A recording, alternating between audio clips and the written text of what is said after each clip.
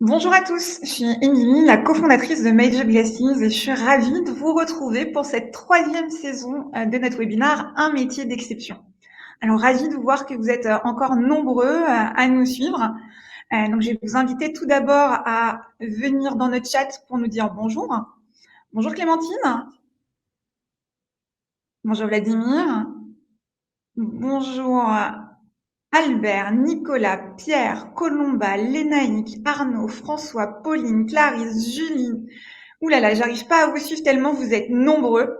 Donc, je suis ravie de vous retrouver. C'est la première fois qu'on se revoit pour cette rentrée scolaire 2021-2022. J'espère que vous avez tous passé un super été, que vous avez repris une bonne rentrée des classes. Et vous voyez, les bonnes choses recommencent. On se retrouve pour cette nouvelle année, cette nouvelle saison d'un métier d'exception, avec en plus un invité exceptionnel cette fois-ci. Vous allez voir, on va retourner au sein du service de santé des armées pour vous faire découvrir un nouveau métier, celui du médecin en chef Luc qui va me rejoindre dans quelques instants. Mais avant ça, je voulais vous rappeler les bonnes règles pour que cette session se passe au mieux et puis vous redire un petit mot sur My Job Glasses. Vous savez que My Job Glasses, on est le premier outil de mentorat en Europe. On permet aux jeunes de 15 à 30 ans d'échanger avec 52 000 professionnels, donc tout métier, tout secteur d'activité, y compris des médecins, des infirmiers, des professionnels de santé, du service de santé des armées dont on va parler aujourd'hui. Alors, on est ensemble jusqu'à 19h. Ensemble jusqu'à 19h avec deux parties. Une première partie où je vais avoir la chance de poser des questions au médecin en chef Luc pour en apprendre un petit peu plus sur son métier, sur son parcours, sur où il en est aujourd'hui. Et vous allez voir qu'il a beaucoup bougé, qu'il a fait plein de choses. J'espère que la demi-heure sera suffisante. Et au bout d'une demi-heure, ce sera à vous d'intervenir. Donc, comment on fait? Dans l'onglet questions, qui est juste à côté de l'onglet chat où vous avez été très nombreux à me dire bonjour à l'instant, vous allez pouvoir poser vos questions au médecin en chef Luc. Comment on fait pour poser une question? On me donne son prénom, son âge, l'école, le lycée dans lequel vous êtes. Et puis derrière, on pose sa question à Luc. Et surtout, on n'oublie pas d'aller voter pour les questions les plus pertinentes selon vous, parce que je vais prendre et je vais devoir faire un choix. Il y aura trop de questions par rapport au nombre de temps qu'on aura en les 30 minutes suivantes. Donc, je vais avoir besoin de vous pour m'aider à identifier les questions qui sont les plus pertinentes, donc celles qui sont les plus importantes pour vous et sur lesquelles vous aurez été voté. Donc, posez vos questions, votez au maximum, de façon à ce que la dernière demi-heure avec Luc soit la plus interactive possible. Et puis, n'hésitez pas à lui poser plein de questions sur comment rejoindre aussi le service de santé des armées, comment rentrer à l'école pour se former. N'hésitez pas à poser des questions aussi, même en plein milieu. Donc, pendant la première partie, je vais poser des questions au médecin en chef Luc qui va me répondre. Vous voulez aller un peu plus loin, vous avez des questions supplémentaires, n'hésitez pas à intervenir à ce moment-là aussi. On reviendra et on prendra vos questions à la fin. Je crois que je vous ai tout dit.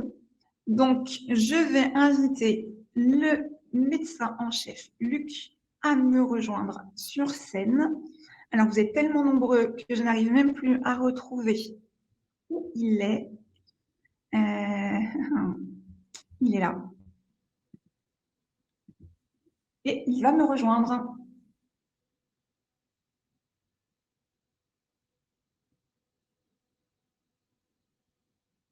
C'est la magie de la technologie. Dans un instant, je ne serai plus seule sur scène. Nous serons deux. Bonjour. Bonjour, monsieur le médecin en chef Luc.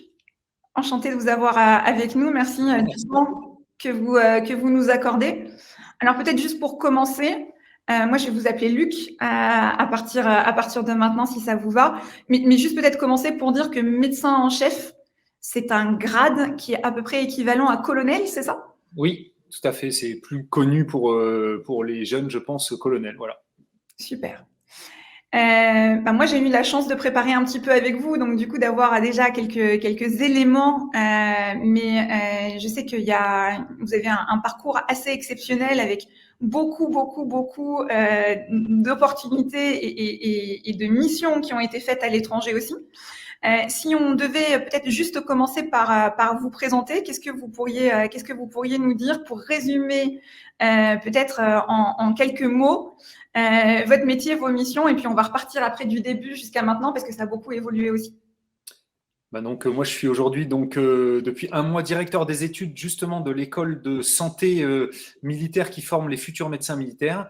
Donc, je ne pensais pas un jour arriver là, mais je ne m'étais pas engagé pour ça. Mais comme quoi, tout peut arriver. Et effectivement, comme vous le disiez, je pense que j'ai eu beaucoup de chance dans ma carrière de faire plein de choses. Mais en fait, cette chance, elle est simplement due au fait que ce métier, il est exceptionnel et donc il permet de faire beaucoup, beaucoup de choses. Et même si ce que j'ai fait peut-être dans un secteur un peu particulier des opérations, il y a aussi plein d'autres choses à faire qu'on va essayer de découvrir ensemble dans quelques minutes. Alors peut-être on va reprendre au tout début. Vous étiez à quel moment vous avez entendu parler du service de santé des armées, du fait qu'il était possible de s'engager en tant que médecin et comment tout ça s'est fait pour reprendre au tout début en fait? Bon, alors au tout début, ça manque beaucoup d'originalité puisque comme mon grand-père et mon père étaient médecins militaires, bon, finalement, quand j'étais en première terminale, j'ai rapidement vu que c'est ce qui m'intéressait, que finalement, il n'y avait pas grand-chose d'autre que je voulais faire. Donc, certes, c'était pas très original, mais par contre, c'était bien décidé. Et donc, c'est comme ça que je me suis lancé dans la préparation de ce concours pour pouvoir entrer donc, en septembre 1992 à l'école santé navale à Bordeaux, puisqu'à l'époque, il y avait encore 2 écoles. Donc là, vous rejoignez l'école, donc il y a un concours d'entrée. Oui, dont je parlerai peut-être après s'ils veulent. Voilà, un concours d'entrée, toujours en 2 phases, une phase concours écrit puis une phase orale. Voilà. Vous intégrez, du coup, vous faites vos études. Donc peut-être juste en rentrer rapidement sur comment se passent les études, combien de temps ça dure. Est-ce que c'est différent finalement des études dans le civil?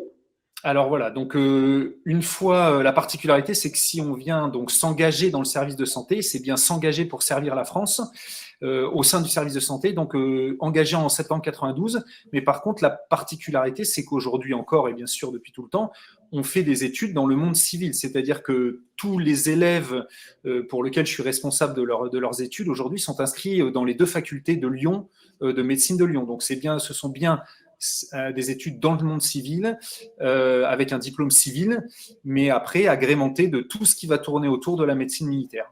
Et donc, j'ai fait mes études. Moi, à l'époque, ça a duré 8 ans et demi. Donc, je suis sorti de mon école en juillet 2001. Super.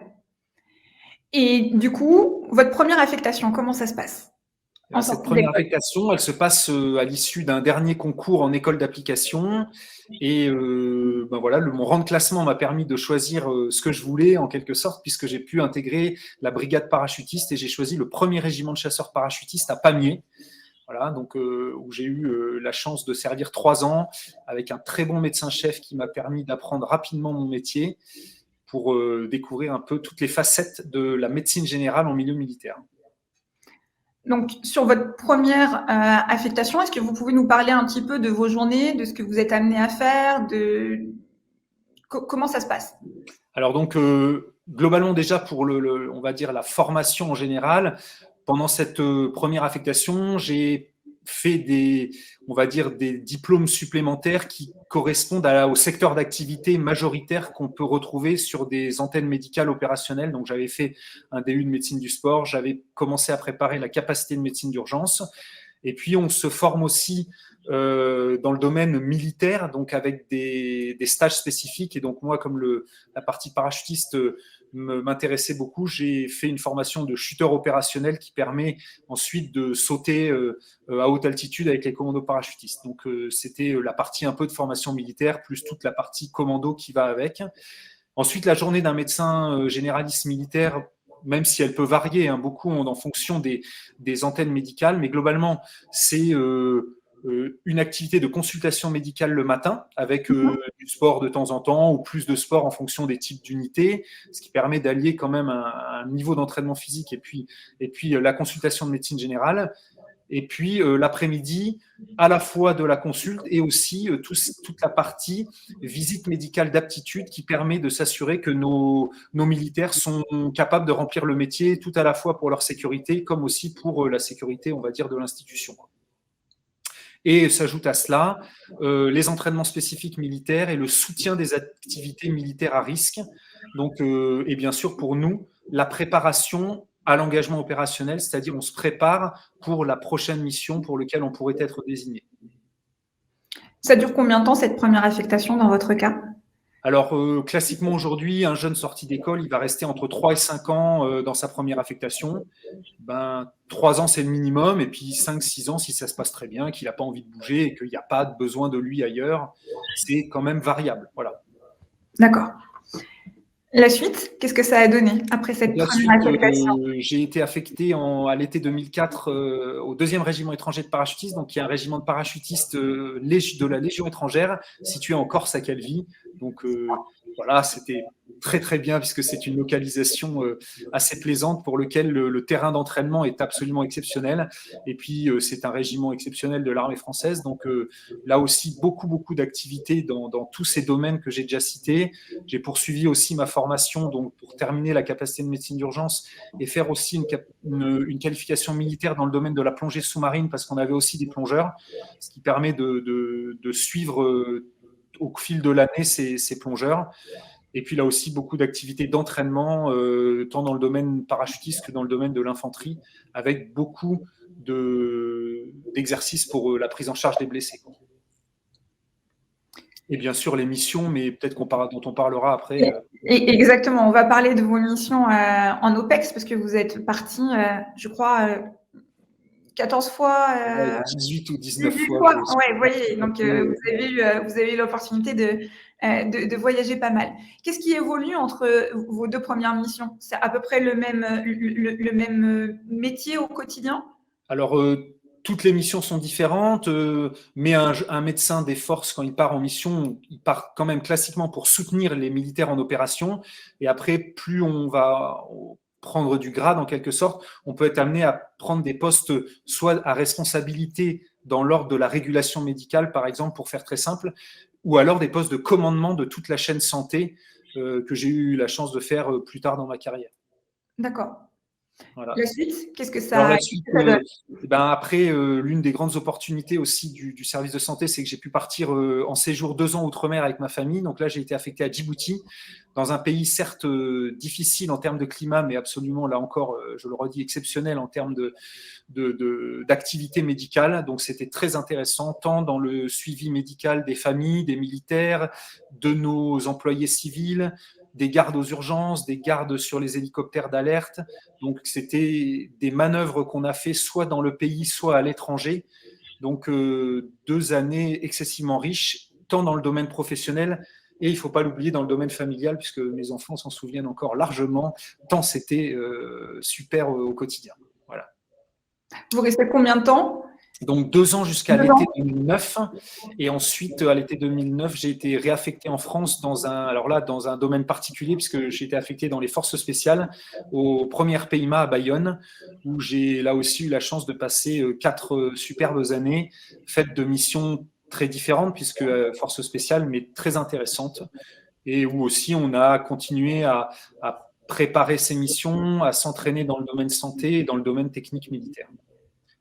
Parfait. Et à l'issue de cette affectation à l'été 2013, je suis retourné à Calvi puisque ça ne suffisait pas pour là prendre le poste d'équivalent médecin-chef, même s'il s'appelle commandant de CMA, le Centre médical des armées, où j'ai encore passé 3 ans très intéressantes avec 2 belles missions, avant de préparer l'agrégation, donc le concours d'agrégation du service de santé des armées, qui s'appelle le concours d'agrégation du Val-de-Grâce, dans le domaine de la médecine générale militaire, qui s'appelle la médecine des forces. Et à l'issue de ce concours, j'ai été affecté pendant une dizaine de mois dans une antenne médicale à Marseille, où je me suis beaucoup occupé du cursus des internes de médecine générale. Et à l'été 2017, pendant 4 ans, j'ai été affecté au commandement de la Légion étrangère, où j'étais responsable à la fois d'une antenne médicale d'Aubagne, mais aussi conseiller du général commandant de la Légion étrangère dans tout ce qui touche au domaine santé, médecins, infirmiers et auxiliaires sanitaires. Et donc ce bel épisode s'est terminé le 30 août pour être affecté maintenant, donc directeur des études des écoles militaires de santé de Lyon-Bron, dont on pourra reparler tout à l'heure. Je pense en effet que vous allez avoir pas mal de questions parce qu'on a beaucoup de jeunes qui sont connectés aujourd'hui, qui ont envie d'intégrer cette école. Et du coup, on leur amène finalement la personne qui va peut-être être la plus à même à répondre à bon nombre de questions sur la préparation du concours et puis comment se passent les études après. Si on revient sur votre carrière, vous m'avez dit que vous avez eu 19 missions en OPEX. Est-ce qu'on peut peut-être en parler un petit peu, sans rentrer peut-être dans le détail de toutes, parce que ça va être un peu long, Oui. mais avoir une idée des différents endroits où vous êtes allés et peut-être comprendre aussi qu'est-ce que ça veut dire concrètement d'être médecin sur une zone de guerre, parce que parfois c'était dans des zones de guerre, et en quoi en fait finalement ça change du métier que vous nous avez présenté jusqu'à présent. Oui, donc déjà pendant les études, j'ai eu la chance de partir faire un stage d'externe au Vietnam, puis un stage d'externe justement en opération extérieure au Tchad, puisque j'avais demandé à pouvoir partir en antenne chirurgicale, parce qu'à ce moment-là, je n'étais pas encore complètement sûr de ce que je voulais faire entre de la chirurgie, de la réanimation ou de la médecine générale. Puis ensuite, j'étais parti 3 mois d'interne au Sénégal, où là, c'était vraiment très intéressant dans le service de réanimation de l'hôpital principal à Dakar. Et ensuite, donc ça, c'était la partie pendant mes études. Et ensuite, pour ce qui est des opérations, donc bon, dans l'ordre ou dans le désordre, peu importe, hein, j'ai eu la chance d'être engagé 2 fois dans les pays d'ex-Yougoslavie, en Macédoine et à Mostar, en ex-Yougoslavie, de partir en alerte guépard. Donc, j'explique rapidement ce que c'est. Ce sont les alertes que monte l'ensemble de l'armée française pour répondre aux situations d'urgence. Donc, dans ma carrière, j'ai eu la chance d'en faire un certain nombre, ce qui nécessite une grande réactivité, une grande disponibilité, mais qui permet justement de faire des missions un petit peu non planifiées et un petit peu particulières de temps en temps. Donc, je suis parti en alerte guépard en Centrafrique une première fois, à Haïti une deuxième fois. Donc ça, c'était les premières missions au premier CP. Au deuxième rêve, je suis parti encore une fois en alerte guépard lorsqu'il y a eu des gros problèmes en 2004 en Côte d'Ivoire, puis une deuxième fois en Côte d'Ivoire en 2006, puis en Centrafrique, là aussi en alerte, mais avec les commandos parachutistes dans une mission très particulière. Puis quand j'étais à Djibouti, j'ai eu la chance de faire une opération suite à des événements qui s'étaient passés entre Djibouti et l'Érythrée, donc très intéressant aussi. Et au premier PIMA, je suis parti une première fois rapidement, quelques semaines en Afghanistan, mais en fait, je suis rentré parce qu'il y avait déjà un autre médecin, parce que j'étais planifié sur une mission de 4 mois en Mauritanie. Puis l'année d'après, je suis reparti 4 mois au Burkina Faso, où nous avons fait une grosse intervention en Côte d'Ivoire au moment des élections de 2011. Puis reparti en alerte en Libye, et l'année d'après sur un mandat entre guillemets normal en Afghanistan, pour repartir en début d'année 2013 au Tchad suite à l'enlèvement de la famille avec les enfants de la famille Moulin-Fournier. Donc tout ça après m'a amené à Calvi, voilà, où là je suis parti une première fois en 2014 où on m'a donné la chance d'exercer le poste de directeur médical de théâtre, donc ce que j'expliquais tout à l'heure, responsable de santé de tout un domaine, de tout un théâtre. Donc c'était très intéressant parce que c'était la grosse crise en 2014 en Centrafrique, un métier passionnant. Puis de repartir en 2015 au Tchad avec le deuxième rep là dans le cadre d'un médecin-chef d'un groupement tactique, très intéressant, où nous avons eu la chance de sauter en opération au nord du Niger. C'était très, très, très bien, puisque c'était un peu l'aboutissement quand même d'années d'entraînement dans le domaine parachutiste. Et puis, repartir une deuxième fois en 2018, là au Mali, là aussi avec le deuxième rep, où là aussi j'ai eu la chance de sauter en opération avec les commandos parachutistes et de faire beaucoup d'actions militaires et médicales. Et là, je reviens au mois de juin, je rentre de 4 mois de mission où j'étais directeur médical adjoint du théâtre donc à Barkhane, où j'étais donc responsable de tout le fuseau ouest santé. Donc c'était passionnant. Voilà, tout était passionnant en quelque sorte, mais on va dire des centres d'intérêt différents. Alors, vous nous avez fait beaucoup voyager. C'est assez impressionnant, tous ces théâtres d'opération, tous ces pays dans lesquels vous avez été. Mais j'ai toujours pas compris, je m'excuse. Qu'est-ce que fait un médecin militaire sur place? Est-ce que vous pouvez nous raconter une anecdote? Est-ce que vous pouvez nous faire tous voyager là en prenant un cas précis et en nous permettant d'imaginer comment ça se passe? Je me mets à la place des jeunes qui sont en train de se poser la question, qui ont le choix de faire une carrière dans la santé, devenir médecin, entre rester en France, dans une officine classique, on va dire, ou au contraire de vivre ce que vous avez vécu. Mais si je veux me projeter totalement, il se passe quoi? Alors, il se passe que quand on est 4 mois en mission, puisque classiquement ça dure 4 mois, même s'il y a des missions qui ont duré moins, il y en a qui durent plus. On soigne d'abord nos soldats. Donc, la particularité, c'est que pendant 4 mois, ces soldats, ils ont la chance d'avoir un médecin qui est disponible 24 heures sur 24 à côté d'eux, puisqu'on vit avec eux. Et donc, on fait de la médecine générale, on va dire, celle de tous les jours, d'une unité de 150 à 200 personnes, plutôt jeunes en bonne santé, mais avec toute la problématique d'une vie dans des conditions difficiles, hein, souvent en ce moment au Sahel, dans des conditions de chaleur, d'hygiène qui sont très précaires, hein, sur les postes isolés.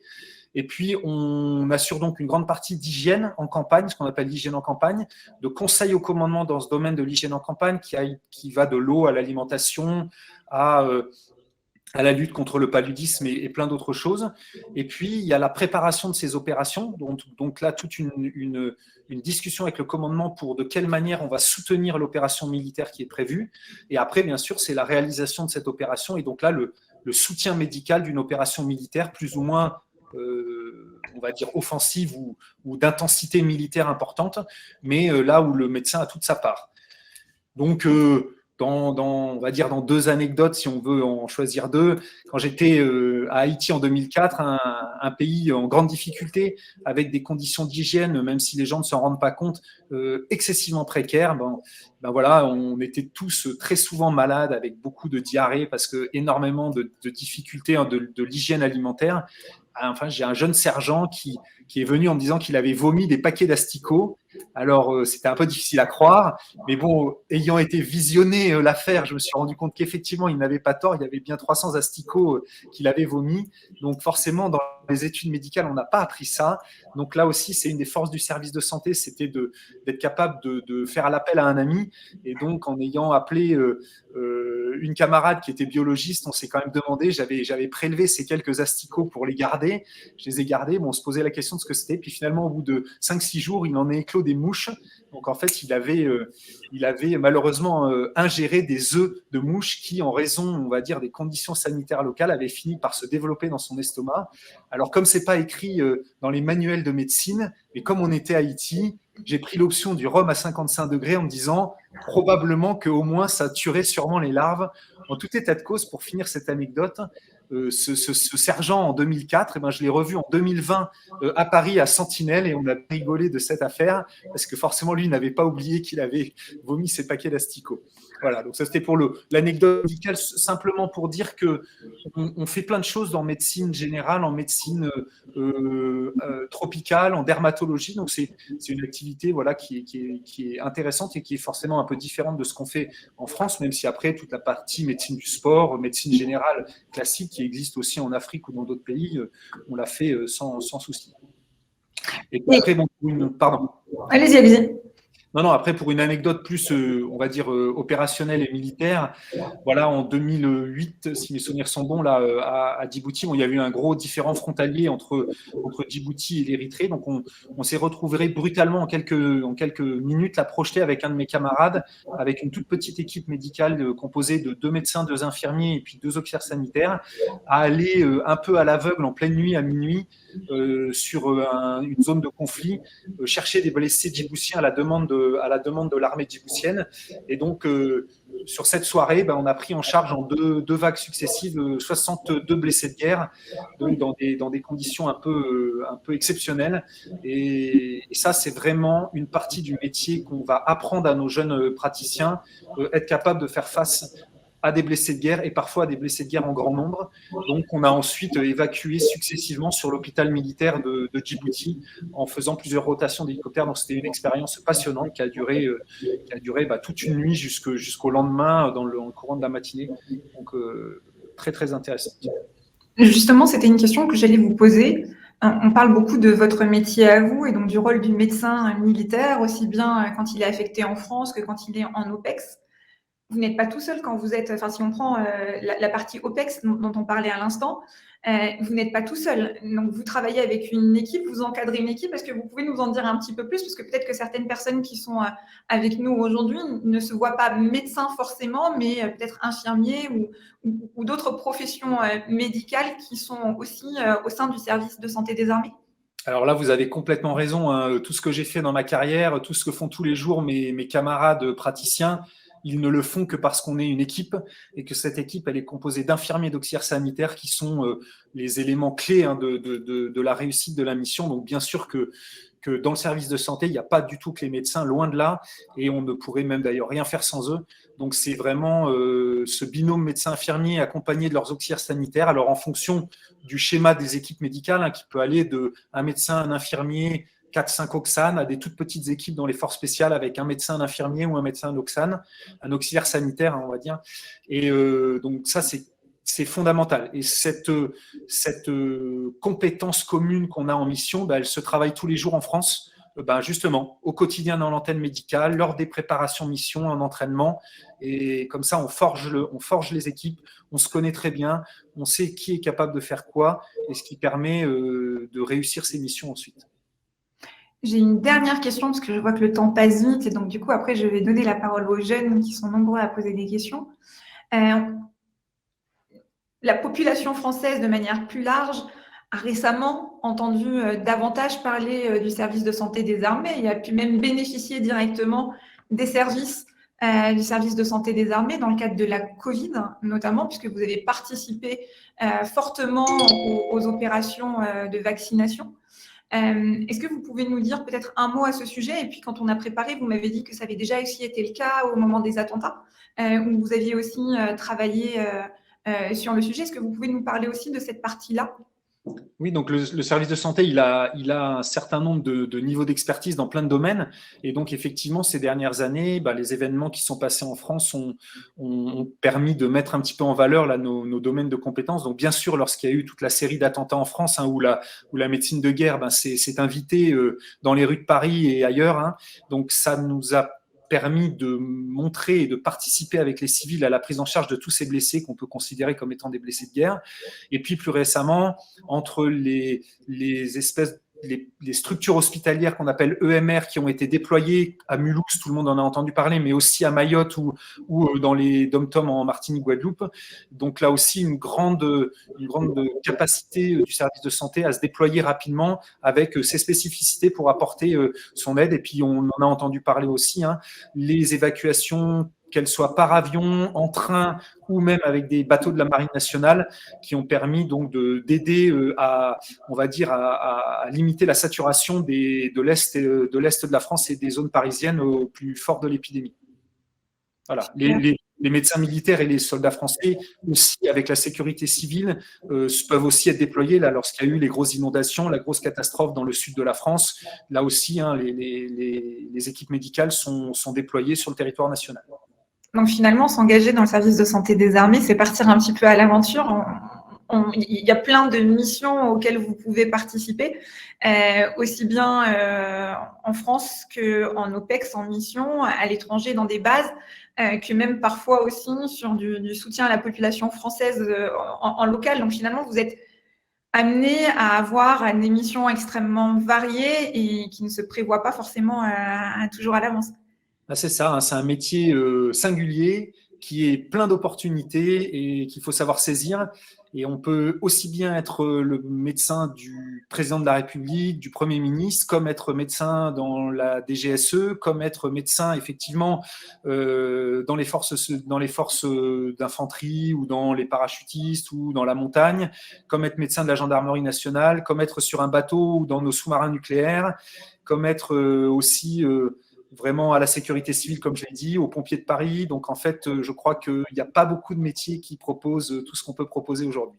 Tout le monde devrait trouver son bonheur. Génial.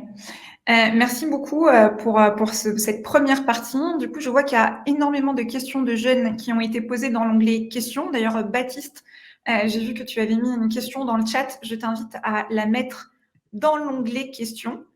Et puis, je vais vous poser la première, donc celle qui retient le plus de votes. C'est Owen, qui a 19 ans et qui est en terminale S, qui vous demande des conseils pour préparer le concours d'entrée. Alors, pour préparer le concours d'entrée, donc le concours d'entrée, il est sur les matières que tu as choisies on va dire en option. Hein. Donc, le concours, il propose maths, physique, chimie et SV. Et donc, il faudra choisir deux des trois matières. Et donc, il faut aller sur le site des écoles et du bureau concours du Val-de-Grâce pour avoir quelques annales, puisqu'il existe des annales dessus, pour bien se préparer. Il faut finir le programme de toute l'année de terminale et qui a été les concours sont recentrés maintenant sur l'évolution qu'il y a eu des études de la terminale. Il faut bien s'y préparer. C'est un concours qui est difficile puisqu'il y a 115 places à peu près par année. Mais il faut pas être trop déçu si ça ne marche pas, puisque on en a déjà parlé un tout petit peu, mais on pourra en reparler. C'est si jamais on n'arrive pas à rentrer dès la première année, on a un recrutement donc qui peut se faire dans les années supérieures de médecine. Voilà. Dès la deuxième année d'ailleurs. C'est justement la prochaine question que je vais vous poser, mais juste avant ça, peut-être que vous pouvez nous rappeler un petit peu le calendrier des épreuves. Le calendrier des épreuves. Donc là, en courant novembre, il va y avoir l'ouverture des inscriptions. Donc il faut aller sur les sites du service de santé qui permettent de s'inscrire. On s'inscrit au concours, donc soit pour devenir médecin militaire, soit infirmier, puisqu'on parlait des deux. Et une fois qu'on est inscrit, les candidats recevront en début d'année donc une convocation pour un écrit qui se passe pour le PPA en mars, donc l'école des infirmiers, et pour les médecins en avril. Et puis, si les gens sont retenus, l'oral a lieu fin juin, début juillet, sur le site des écoles à Lyon. Et donc, si on est retenu à la fin, vous serez convoqué la dernière semaine de juillet pour faire votre incorporation et donc signer son contrat d'engagement et commencer le cursus d'un élève praticien ou infirmier. Alors justement, vous avez parlé de passerelle tout à l'heure. Hélène, qui a 24 ans et qui est en UFR de médecine à Amiens, oui, demande s'il est possible, en ayant eu uniquement une formation civile, de se former par la suite à la formation militaire. Y a-t-il des passerelles depuis le civil en tant qu'interne, externe en médecine? Comment ça se passe? Oui, donc aujourd'hui, nous recrutons donc à la fin de la première année, fin de la deuxième année, fin de la troisième année, fin de la quatrième année, fin de la cinquième année, même on peut estimer fin de la sixième année. Et aussi, on propose un recrutement au niveau internat. Voilà. Donc, forcément, il est plus intéressant pour elle, si elle a déjà réussi médecine, plus vite on arrive dans notre cursus, plus simple c'est pour elle de raccrocher un cursus à la fac de médecine de Lyon. Donc, et pour moi aussi en tant que directeur des études, parce que forcément, il faut que je gère tout ça. Mais c'est plus simple d'arriver effectivement en 2e ou 3e année, parce qu'après, dans sa fac d'origine, elle va avoir passé un certain nombre de modules, et donc c'est un petit peu plus compliqué à gérer. Mais aujourd'hui, le recrutement se fait à toutes les années.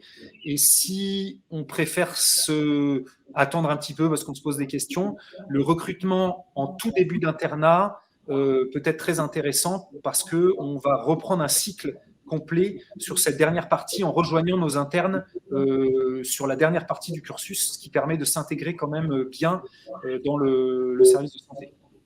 Alors, on a la chance d'avoir Lénaïque avec nous, qui suit ce webinaire et qui pilote le recrutement du coup service de santé des armées, qui nous dit que sur le concours de cette année, il y a 125 places et que les inscriptions se font du 9 novembre au 14 décembre. Et elle nous dit aussi, Luc, que vous êtes tellement sportif que vous avez oublié de dire qu'il y avait des épreuves sportives. C'est vrai. Et donc, je veux bien, Luc, que vous nous en disiez un petit peu plus sur ces épreuves sportives.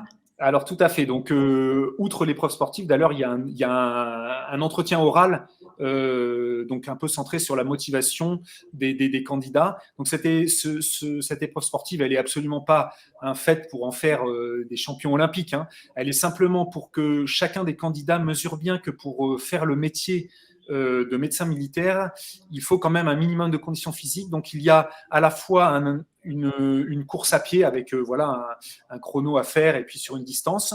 Il y a de la natation et puis il y a des tractions. Donc, rien de tout à fait infaisable, hein, mais qui nécessite une préparation. Tout ça est bien expliqué dans les modalités du concours. Voilà. Parfait. J'enchaîne avec la question de Clémentine, qui a 17 ans et qui est élève au lycée Édouard Herriot à Lyon.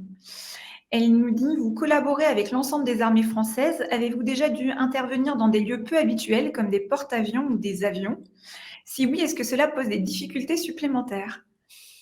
Alors en fait, donc moi j'ai beaucoup parlé de ma carrière, donc qui est, comme vous l'avez vu, centrée sur de l'infanterie parachutiste. Mais effectivement, hein, nos médecins qui sont sur tous les bateaux de la Marine nationale, eh ben, ils exercent une médecine dans des milieux tout à fait contraints, hein, puisqu'un sous-marin c'est très petit, c'est exigu, et pour le coup, on a encore moins accès aux amis, hein, puisqu'on est sous l'eau. Et puis dans les bateaux, c'est très contraint avec de l'isolement aussi. Et pour ce qui est des avions, c'est un petit peu différent, même si pour la partie médicale, on peut quand même dire que nous avons de nombreux médecins qualifiés dans le domaine aéronautique qui soit vont suivre spécifiquement au niveau médical nos pilotes, mais il y a aussi toute la partie chaîne d'évacuation médicale, où là, ça nécessite à la fois des connaissances de médecine aéronautique et des connaissances de médecine d'urgence pour assurer un transport de qualité de nos malades qu'on fait, on va dire, en 2 temps pour le expliquer à Clémentine comment ça se passe. Soit vous allez être médecin dans un avion ou dans un hélicoptère sur le théâtre, donc pour faire de l'évacuation entre guillemets primaire ou primo-secondaire. Et après, vous avez l'évacuation depuis le théâtre jusqu'à la France, donc des vols un peu plus longs avec des malades dont il va falloir s'occuper. Donc effectivement, deux types d'activités différentes pour nos praticiens issus plutôt de l'armée de l'air. Voilà. Et donc, du coup, si je reviens sur la Marine nationale, on parlait tout à l'heure d'être médecin à bord d'un sous-marin. Là, le médecin, il reçoit une formation supplémentaire puisqu'en fait, il est seul à bord et il doit pouvoir être en capacité de gérer pas mal de choses tout seul, même des choses qui vont au-delà du rôle de médecin généraliste, si on peut dire. Alors, tout à fait, puisque nos médecins sous-mariniers, ils ont 1 an de formation complémentaire parce qu'ils sont capables d'opérer sous l'eau, ils sont capables de faire de la dentisterie parce que le sous-marin, il ne remontera pas. Donc, ce métier-là est vraiment passionnant, c'est impressionnant puisque l'armée française n'a à ce jour jamais fait remonter un sous-marin pour un problème médical. C'est une très grande fierté. Nos médecins sont très bien formés et ceux qui sont intéressés pour passer 70 jours sous la mer, et ben là aussi, ils auront tout loisir de faire un métier d'exception parce que le niveau de compétence qu'on demande à ces médecins et d'autonomie est très impressionnant. Tout à fait. Alors, justement, dans ce même sujet, Clarisse, qui a 17 ans et qui est élève au lycée Ella Fitzgerald à Saint-Romain-en-Galles, demande s'il est possible de changer d'ancrage tout au long de la carrière, terre, air et marine. Oui, oui, ce n'est plus figé comme avant les années 70. Donc aujourd'hui, nos élèves, quand ils sont externes, puis quand ils sont internes, font des stages successifs dans les antennes médicales. Donc soit les gens ont déjà une attirance particulière pour une armée, auquel cas généralement ils font comme moi, ils vont pas voir ailleurs, c'est pas très original. Mais par contre, moi j'encourage vraiment tous les externes et les internes, s'ils sont dans le doute, alors justement, hein, d'aller sortir de leur zone de confiance et d'aller voir ailleurs, donc voir dans la marine, voir dans l'armée de l'air, voir dans la gendarmerie nationale, pour se faire son idée, pour qu'en sortie d'école, eh ben, ils choisissent avec le meilleur panel de connaissances qu'ils ont eues. Et puis, ça n'est pas un problème. On peut généralement sans problème changer en début de carrière d'armée. Mais ça se fait finalement assez peu parce qu'on aime bien la crèmerie dans laquelle on est finalement assez régulièrement. Voilà. Donc, mais c'est tout à fait possible. Tout à fait possible. Mais donc, vous confirmez que c'est un choix du jeune médecin ou de l'élève encore de dire, moi, j'ai plutôt une attirance pour la marine, donc je vais aller me former pour pouvoir aller dans un sous-marin ou sur un bateau.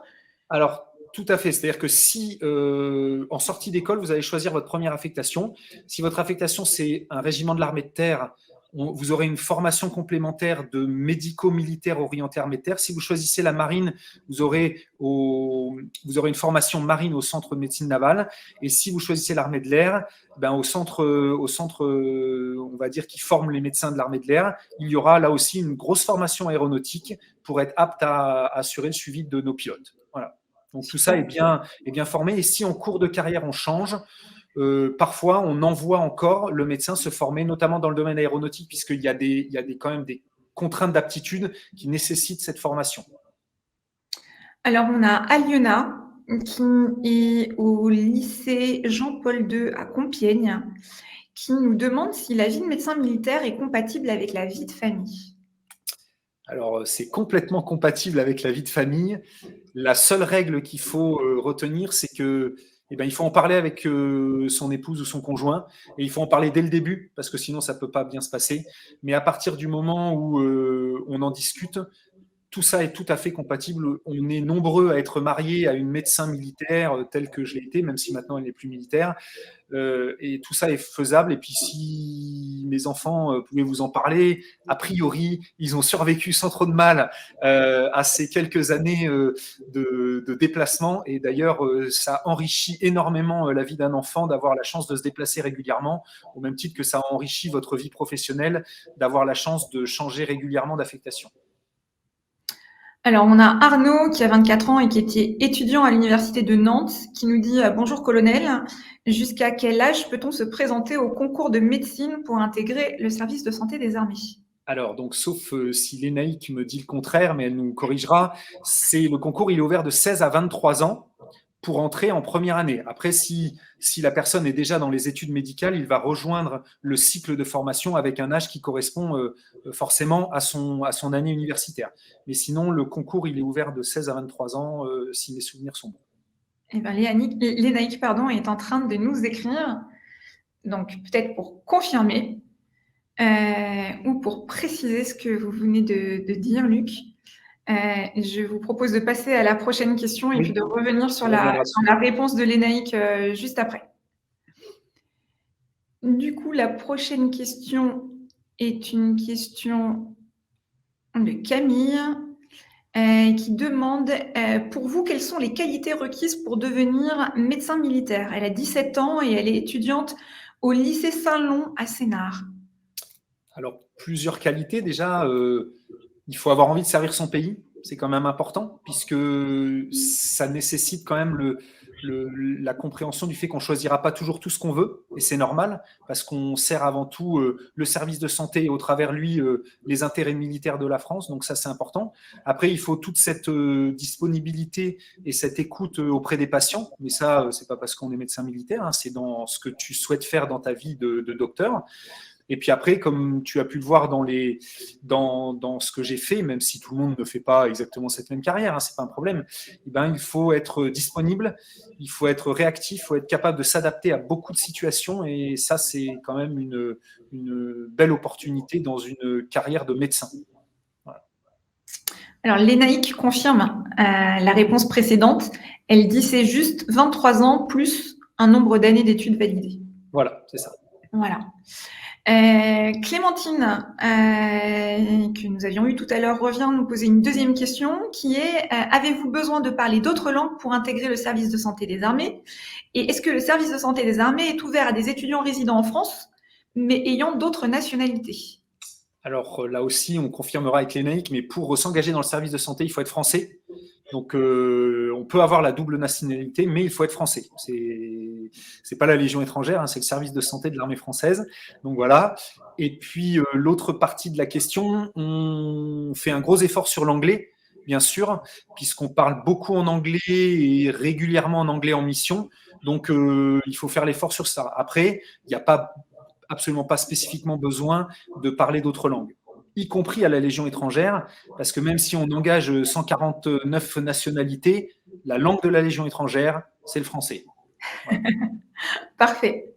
Lénaïque qui est en train de décrire, et pareil, je reviendrai prendre sa réponse tout à l'heure. On a Nicolas, qui a 22 ans et qui est à l'université de Nice-Sophia Antipolis, pardon, excusez-moi, qui demande si vous changez d'affectation géographique régulièrement. Donc, je crois qu'on a vu que oui. Et il demande comment s'organisent ces nouvelles missions. Est-ce que... Je ne sais pas si la question est claire pour vous, mais est-ce que...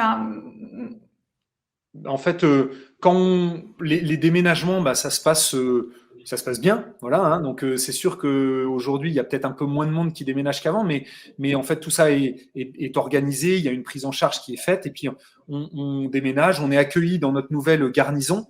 Donc il y a tout un système d'accueil qui est fait. Donc on ne tombe pas du ciel. Et quand on arrive même outre-mer, il y a tout un système, on va dire, de compagnonnage pour intégrer au plus vite la nouvelle destination, tant le pays que l'antenne médicale dans laquelle on va servir. Donc, il ne faut pas être inquiet de ça. Moi, ça restera de toute manière des moments très forts, hein, avoir la chance de changer régulièrement d'endroit, même si plus les années passent, plus les enfants grandissent. Oui, c'est pas forcément facile. Donc, à un moment, il y a des choix qui sont faits, mais ça reste une grande chance dans une carrière de déménager régulièrement. Superbe. Alors du coup, on a Émilien qui a 24 ans et qui est à Paris-Saclay, enfin étudiant à Paris-Saclay, qui demande quels sont les soins les plus communs au sein du service de santé des armées. Alors, c'est pas très simple de répondre à cette question, mais en pratique, quand tu sers dans des antennes médicales, de régiments opérationnels, de bateaux opérationnels, tu vas donc avoir affaire à une population plutôt jeune, hein, de 20 à 45 ans, voilà, en gros. Donc, une pathologie plutôt orientée vers la traumatologie du sport et vers la pathologie de médecine générale de l'adulte jeune. Sans oublier, hein, toute la partie, malheureusement, qui concerne la découverte de pathologies graves dans cette première période de la vie et pour lequel il faut être très vigilant. Et puis après, quand on sert dans des structures plus d'état-major ou dans des très grosses bases aériennes ou comme j'ai servi à la fin au commandement de la Légion étrangère, donc tu as une population plutôt de deuxième partie de carrière, donc plutôt entre 35, 55, 60 ans, ben là finalement la population de ces militaires, même si elle fait du sport, même si elle est peut-être un peu plus entraînée, elle a quand même les mêmes problèmes et les mêmes pathologies que la population générale. Et donc, on va y voir des hypertendus, des diabétiques, des vraies maladies chroniques. Et là aussi, on va suivre malheureusement des gens qui sont suivis pour des cancers. Donc, un éventail assez large, somme toute, mais qui va effectivement vraiment différer en fonction des affectations. Alexandre, qui a 15 ans et qui est en première au lycée d'altitude à Briançon, nous demande si vous pouvez nous parler un petit peu plus des études de médecine militaire. Quelle est l'ambiance? Quel est le nombre d'étudiants? Le nombre d'années? Est-ce que vous pouvez aider Alexandre à se projeter? À se projeter. Donc Alexandre, l'école de service de santé, donc l'école de santé militaire de Lyon-Bron, accueille aujourd'hui à peu près 700 élèves répartis donc de la première à la 6e année de médecine et 254, si je crois bien, infirmiers sur leurs 3 années d'études. Puisque l'école dans laquelle je sers assure le suivi des études du premier cycle et du deuxième cycle des études médicales. Le 3e cycle, donc quand nos élèves sont internes, ça se passe sur l'école du Val-de-Grâce à Paris et dans les hôpitaux militaires en France. Donc, tout d'abord, c'est 6 années à l'école de Lyon, pour lequel tu suivras les études médicales de la faculté de médecine de Lyon-Est ou de Lyon-Sud, puisque nos élèves sont répartis dans ces 2 facultés. Et accolé à ce cursus universitaire civil, nous produisons l'équivalent d'une année universitaire supplémentaire à peu près 1800 heures complémentaires de formation spécifique à la médecine d'armée, hein, tant dans le domaine médical que dans le domaine médico-militaire ou que dans le domaine militaire pur. Voilà. Donc, c'est passionnant puisque tout ça est validé ou valorisé par l'obtention d'un master du Collège des grandes écoles, voilà, donc qui valorise un petit peu cette année supplémentaire qui est absolument capitale pour nous pour préparer nos internes à leur futur métier d'interne et les préparer à leur futur métier de médecin militaire. Alors, je reviens sur la question précédente, puisque Lénaï nous a apporté une petite précision. Donc, la question, c'était est-ce qu'on peut intégrer les écoles ou le service de santé des armées quand on est de nationalité autre que nationalité française? Donc, Lénaï nous dit qu'on peut être recruté si on est étranger, mais pas dans les écoles, uniquement une fois que vous êtes diplômé, et pour des emplois très spécifiques qui sont généralement à l'hôpital. Donc, c'est pour donner les informations globales.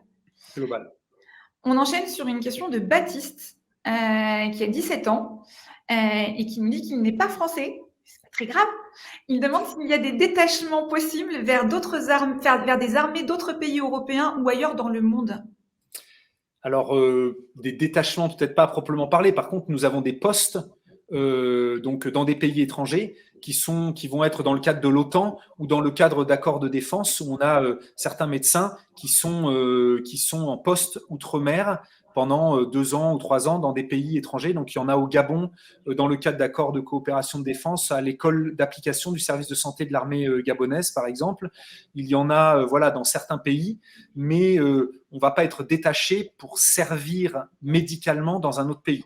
Les médecins militaires français, ils servent avant tout dans les antennes médicales françaises. Après, il y a à l'OTAN, on a des postes détachés dans le cadre de ces grosses structures. On a Pauline qui pose une question intéressante. Elle a 22 ans, elle est étudiante à Lyon 1 et elle demande si elle a une place au sein du service de santé des armées, si elle veut faire de la recherche. Alors oui, il y a de la place pour tout le monde dans le service de santé et dans tous les domaines, donc pas de souci Pauline, puisque l'Institut de recherche biomédicale des armées, l'IRBA, se situe donc à Brétigny maintenant. Et donc oui, on a des chercheurs, puisque moi, une de mes camarades de promotion est chercheuse à l'IRBA. Elle a choisi cette orientation rapidement après sa sortie d'école. Donc oui, c'est tout à fait possible. Pour cette recherche, tu t'en doutes bien, des axes de recherche qui sont propres aux besoins du service de santé et propres en fait aux armées françaises, aux besoins des armées. Voilà. Mais oui, c'est tout à fait possible. Il existe aussi, bien sûr, au quotidien, de la recherche tant à l'hôpital militaire que dans les antennes médicales, la recherche en médecine générale. Voilà. Mais pour ce qui est de la recherche spécifique ou la recherche fondamentale, ça se passe à l'IRBA, effectivement, à Brétigny-sur-Orge. On a Joséphine qui a 26 ans et qui fait un UFR santé à Dijon, qui demande quelle est la différence dans le travail d'un médecin qui sort de l'école de santé des armées et d'un médecin engagé dans la réserve. Est-ce que vous pouvez nous en dire un petit peu plus ? En fait, un médecin réserviste, il a son activité qui lui est propre dans le monde civil, libéral ou salarié dans une structure. Et lui, quand il vient faire de la réserve dans le service de santé, c'est bien pour occuper un poste d'un médecin qui va justement pas être là parce qu'il est en mission ou en préparation de mission. Et donc, il va vraiment prendre ma place dans mon bureau et faire le métier que je fais. Et pour ces réservistes, il est aussi tout à fait possible de partir en mission, puisque j'en ai eu très régulièrement sur les théâtres d'opération.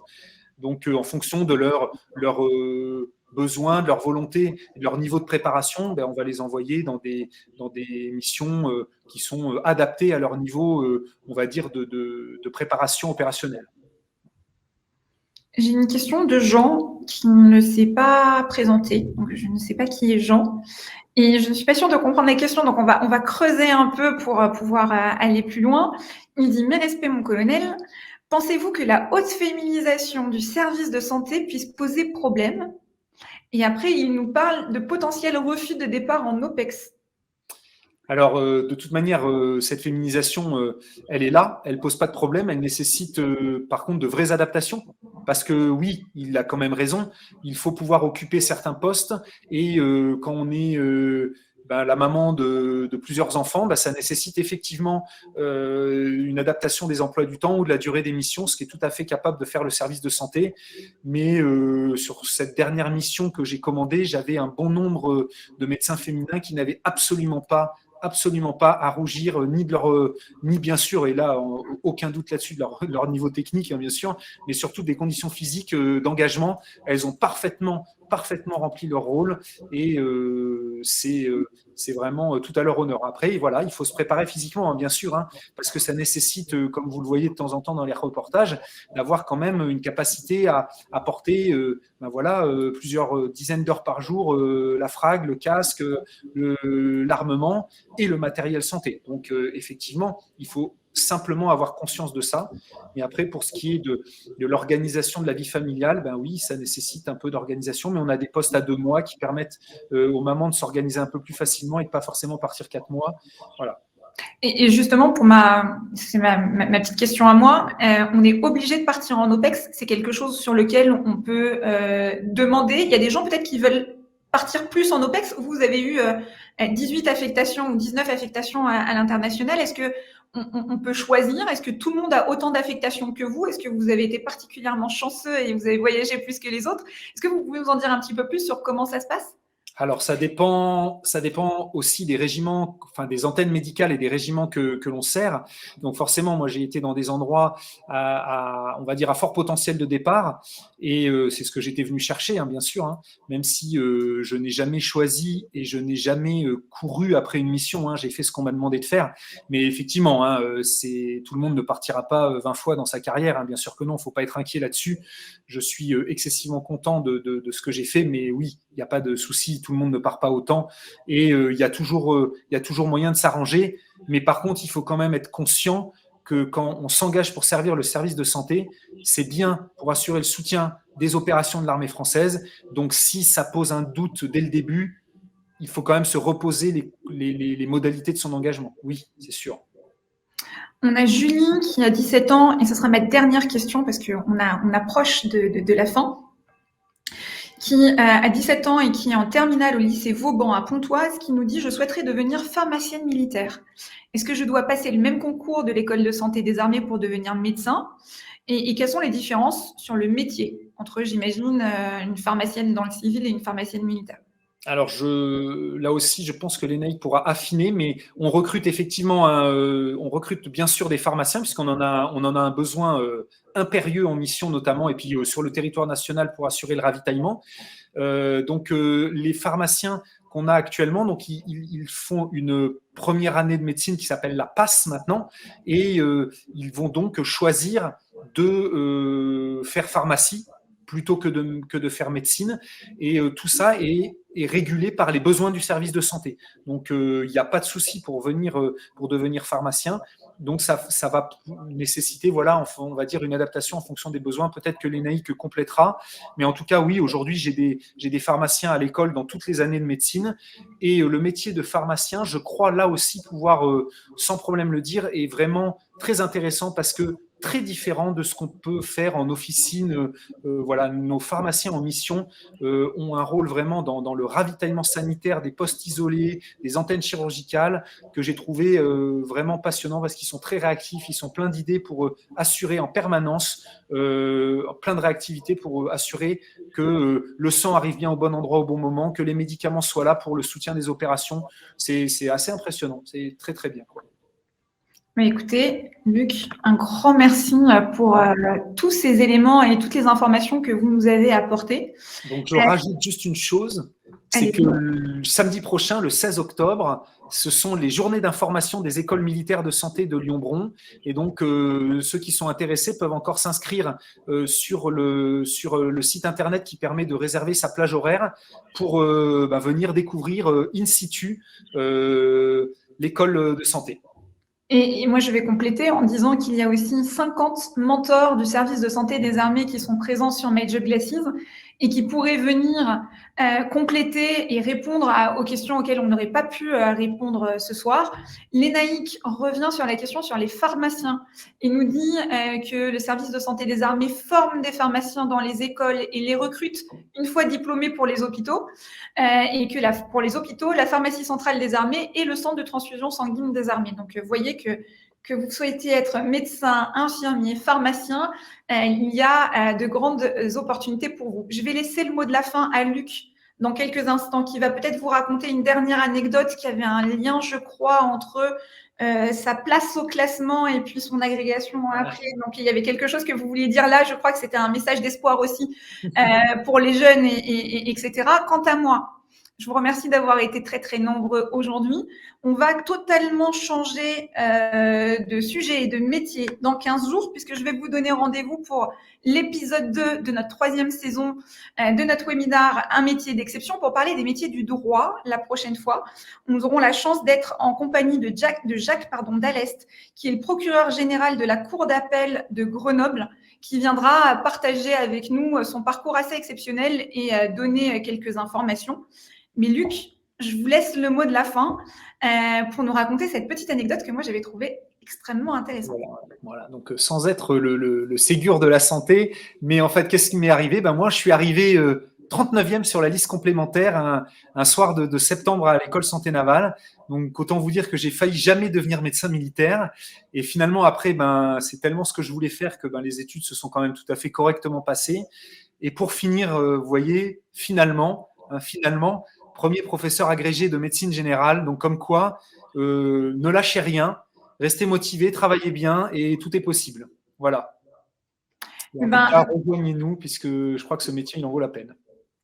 En tout cas, ça donne envie. Vous nous avez fait voyager, vous nous avez permis d'y voir un petit peu plus clair sur ce que fait un médecin et puis pas qu'un médecin, parce qu'on a parlé aussi des infirmiers, on a parlé aussi des pharmaciens, mieux comprendre comment se passe l'école, le concours. Donc, on a parlé de très, très, très nombreux sujets. Je vous remercie encore pour votre générosité, pour tous ces partages ce soir. Et puis, merci à notre audience qui a posé des questions très pointues.